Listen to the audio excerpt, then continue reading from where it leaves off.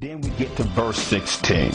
Verse 16, but lift up your rod and stretch out your hand over the sea and divide it.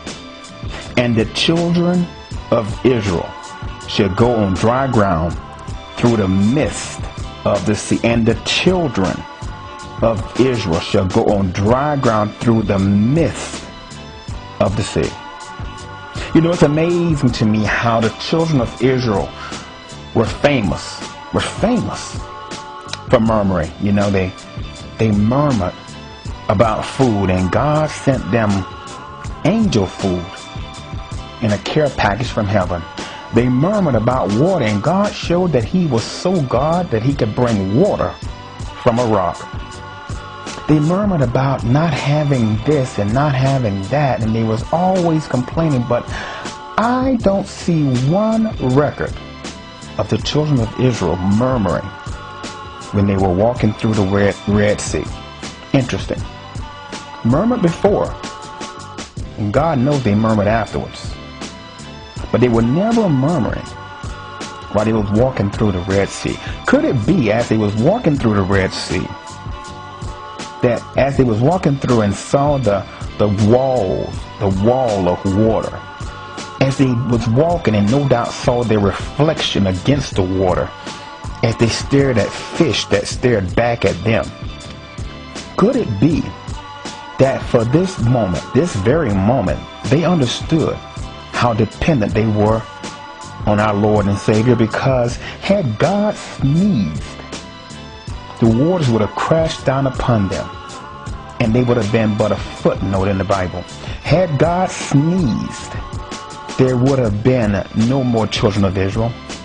Had God removed his hand,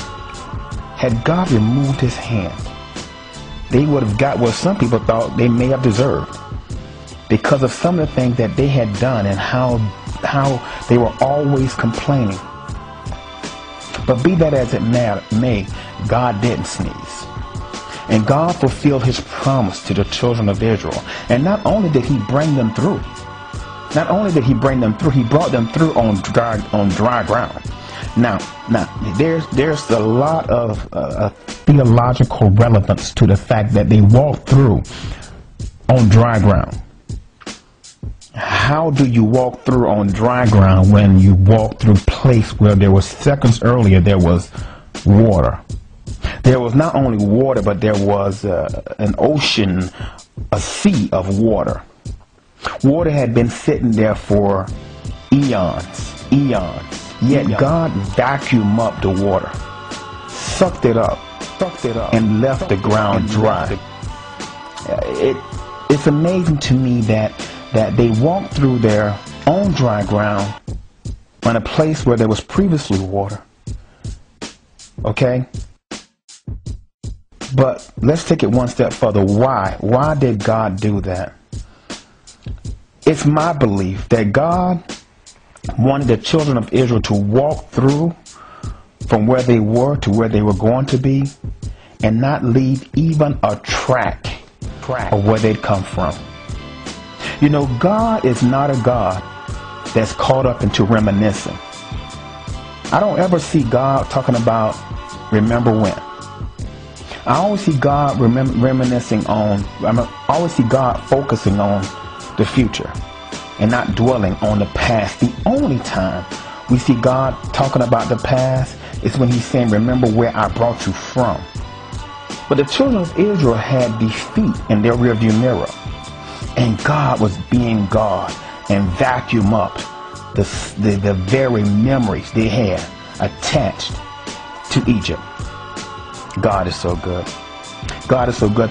God is so good that if you look in verse 5, it says, now it was told the king of Egypt that the people had fled, and the heart of Pharaoh and his servants was turned against the people, and they said, get this, we have what? Why have we done this? Why have we done this? Why have we done this? That we have let Israel go from serving us? from serving us? The KJV has a question mark, as if he was perplexed. Why have we let them go from serving us? You know, many times you'll be trying to be delivered. It could be something as minor as being delivered from spending too much money in the mall. It could be something major as being delivered from a cocaine addiction. And you will find people coming after you. You will find your Pharaoh dressed as your female girlfriend who say, listen, there's a sale. And they'll come after you because she wants to go to the mall with you so you can spend some money on her. She's after you for your services. Your cocaine friend may be after you because he wants to do dirt with you so you can, for a little while longer, serve him. Be wary of anybody who focuses you on doing evil, on doing wrong. And ask yourself, why are they after me? Why are they after me? Are they after me for the good? Or are they trying to pull me back into my own personal Egypt? They're trying to pull me back into a relationship that I know wasn't feeding me, that was pulling me away from God. Here, God is trying to deliver me on dry ground through the Red Sea, and they're trying to pull me back. And to go back to that Red Sea moment, let's go back to that Red Sea moment. Let's go back to that Red Sea moment. God is so good that he can not only lead you through the Red Sea, but he'll lead you through the Red Sea and point you toward your destiny. He'll point you toward your destiny.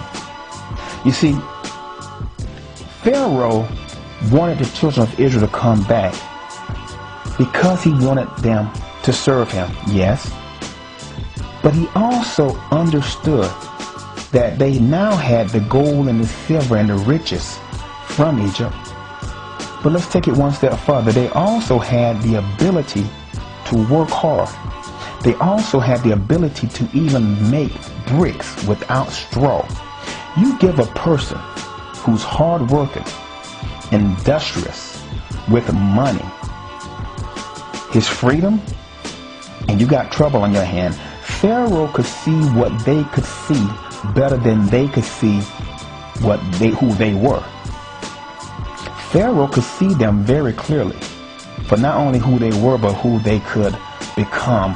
God was pointing them toward the promised land. Pharaoh's trying to stop them from getting to the promised land. And all the while, before the Red Sea opened, they're talking about going back into Egypt.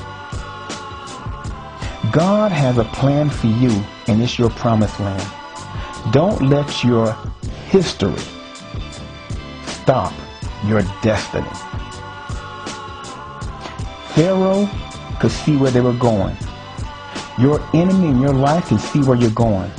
And he will throw roadblocks up at you to remind you of where you came from, so that you can then go back into a life of sin. You can go back into a life of stealing. You can go back into where you were. Focus on your promised land.